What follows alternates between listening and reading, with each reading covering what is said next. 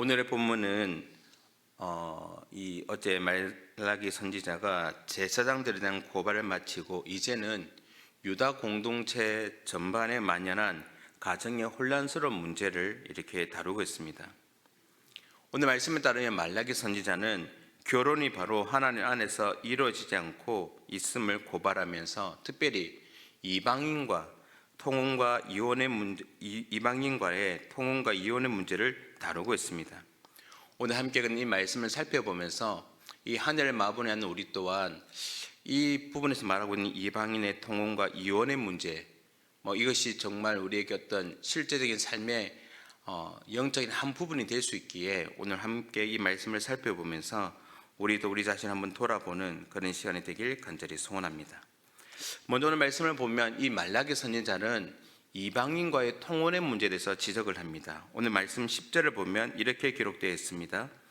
우리는 한 아버지를 가지지 아니하였느냐? 한 하나님께서 지으신 바가 아니냐? 어찌하여 우리 각 사람이 자기 형제에게 거짓을 행하여 우리 조상들의 언약을 욕되게 하느냐? 여러분, 사실 유다 공동체는 혈연 공동체이면서도 동일하게 신앙 공동체였습니다. 그래서 어떻게 보면 혈통의 어떤 순수성 너무나도 중요해서 그것을 지키려는 그런 모습이 참 많았습니다. 그러다 보니까 우리가 아는 것처럼 신약시대에 보면 이제 유대인들이 사마리아인을 외면하는 이유가 거기에 있는 거죠. 피가 섞였기 때문에, 순수하지 못하기 때문에. 그래서 그들을 뭐 했습니까? 어떻게 보면 미워하고 적대시하고 싫어했던 것입니다. 마찬가지로 혈통의 순수성을 지키는 것이 결국 신앙의 순수성을 지키는 것과 똑같다라고 생각했다는 겁니다. 오늘 본문 10절에서도 마찬가지죠. 그렇기 때문에 말라기 선지자는 이방인과의 그 결혼이 형제에게 거짓을 행하는 행위라고 이렇게 오늘 말씀에 보면 지적하고 있습니다. 마치 불순물이 섞인 금이나 은을 거래하는 것과 같다는 말입니다. 그래서 이것은 옳지 못하다라고 말하는 겁니다. 딸을 시집 보내는데 알고 보니 사위가 이방인의 피가 섞인 사람이라면 결국 그거는 형제에게 거짓을 행하는 셈이라고 오늘 본문 11절을 통해서도 이야기를 하고 있는 것입니다.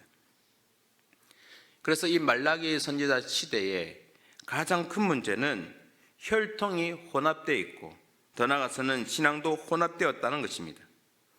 그래서 오늘 말씀에 따르면 말라기 선지자는 이렇게 이방인과의 이 통혼, 이렇게 결혼하는 것이 아무리 하나님께 제사를 드린다 하더라도 하나님이 그를 야곱의 장막에서 끊어버린다라고 선언하고 있는 이유가 거기에 있는 것입니다. 한마디로 말을 하면 이스라엘 백성으로서 인정할 수가 없다는 것입니다. 왜요? 통혼함으로 통해서 혈통의 순수성뿐만 아니라 신앙의 순수성 또한 훼손되었기 때문에 그런 것입니다. 그런데 우리가 살아가는 이 신약시대에도 여전히 이러한 원칙이 지켜야 하는 것은 아니지만 그보다 더 중요한 것은 신앙의 순수성을 지켜야 한다는 것은 변함없는 원리라는 것입니다. 사실 지금 이 시대를 살아가는 우리에게도 어떻게 보면 이 말씀대로 따진다면 꼭 한국 사람하고 결혼했냐, 그렇지 않지 않습니까? 요즘에는 외국인들과 결혼하는 게 참 많습니다. 이렇게처럼 혈통에 대한 어떤 순수성을 이렇게 강조하고 있지는 않지만 그럼에도 불구하고 무엇은 중요하다는 겁니까? 신앙의 순수성을 지켜야 하는 그 원리는 변함이 없다는 것입니다. 그래서 오늘 이 신앙의 순수성을 지키기 위해서 뭘 지적한 겁니까?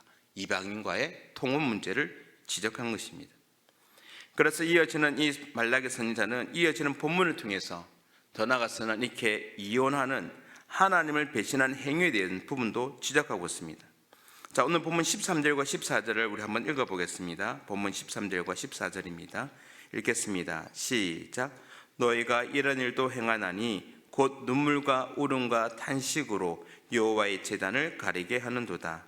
그러므로 여호와께서 다시는 너희의 봉헌물을 돌아보지도 아니하시며 그것을 너희 손에서 기꺼이 받지도 아니하시거늘 너희는 이러기를 어찌 됨이니까 하는도다. 이는 너와 내가 어려서 맞이한 아내 사이에 여호와께서 증인이 되시기 때문이라. 그는 내 짝이요 너와 서약한 아내로 돼 네가 그에게 거짓을 행하였도다. 아멘. 여러분, 오늘 말씀 보면 이방인과 이 통혼이 형제에게 거짓을 행하는 것이라면 이제 이혼하는 것, 다른 말로 하면 남자가 아내를 버리는 그 행위는 오늘 말씀의 14절 따르면 아내에게 거짓을 행하는 것과 같다라고 말씀합니다. 그러면서 13절 말씀을 통해서 버림받은 여인들의 그 눈물과 울음과 탄식은 어떻게 됩니까? 여호와의 제단을 가리게 하는 심각한 범죄라는 사실을 이야기를 해주고 있는 것입니다. 말라기 선지자의 그 예언을 듣는 사람들은 여인들이 아마도 성전에 들어올 수 없는데 이혼당한 것과 제사가 무슨 관계가 있느냐라고 생각을 가질 수도 모릅니다. 하지만 오늘 이 하나님은 성전에 들어올 수 없는 여인들이라고 해서 성전 제사와 이렇게 관계가 없다고 생각하지 말라라고 이야기를 하고 계시는 것입니다. 하나님은 결혼의 증인이 되시기 때문에 하나님 앞에서 서약하고 그렇게 맞이한 아내를 버리는 행위는 바로 하나님께 대한 배신과 같다는 것입니다. 또한 이 가르침은 제사가 단지 성전 안에서만 드려지는 종교적인 어떤 의식이 아님을 가르쳐 주는 것입니다. 가정에서 악을 행하는 자가 하나님 앞에 제물을 바칠 수 없듯이 일상에서 정결하게 살지 않는다면 결국 하나님이 우리의 예배를 받지 않으심을 기억해야 될 것입니다. 그래서 올 한 해 우리가 표 중에 거룩하라라고 말했던 이유가 거기에 있는 것이죠. 여러분, 우리의 일상의 삶이 거룩한 삶을 살지 않는다면 결국 하나님은 우리의 드려진 그 예배를, 수많은 예배를 받으시지 않는다는 것입니다. 오늘날에도 여러 가지 문제로 인해서 또 오늘 이 시대가 더 많은 사람들이 쉽게 이혼을 선택하는 시대를 살아가고 있지만 그럼에도 불구하고 우리 그리스도는 어떻게 됩니까? 오늘 말씀에 따르면 그 이혼하는 문제는 결국 하나님을 배신한 행위와 같다는 사실을 깨닫고 가정을 소중히 여기며 또한 하나님 앞에서 우리가 맺은 그 서약들을 잘 지켜나가는 그런 우리 모든 믿음의 복된 성도님의 가정이 되길 간절히 소원합니다. 오늘 이 말라기 선지자는 이처럼 제사장뿐만 아니라 이스라엘 백성들에게는 이 통혼의 문제와 이방인과의 통혼의 문제와 아내를 쉽게 버리는 이 이혼의 문제로 인해서 오늘 결론적으로 우리에게 얘기하는 것이 바로 경건한 자손을 얻으라는 것입니다. 여러분, 당시에는 출산과 결혼을 분리해 생각하는 사람이 없었습니다. 말라기 선지자는 유다 백성이 경건한 자손을 얻어야 하는데 그 경건한 자손을 얻는 방법은 바로 이방인과의 통혼과 빈번하게 이루어지는 이 이혼으로 결혼 관계가 무너지면 결국 경건한 자손을 얻을 수가 없다는 것이죠. 하나님의 백성이 무너지게 된다고 경고하고 있는 것입니다. 그래서 오늘 말씀 15절은 이렇게 말씀합니다. 그에게는 영이 충만하였으나 오직 하나를 만드지 아니하셨느냐? 어찌하여 하나만 만드셨느냐? 이는 경건한 자손을 얻고자 하심이라. 그러므로 내 심령을 삼가 지켜 어려서 맞이한 아내에게 거짓을 행하지 말지니라.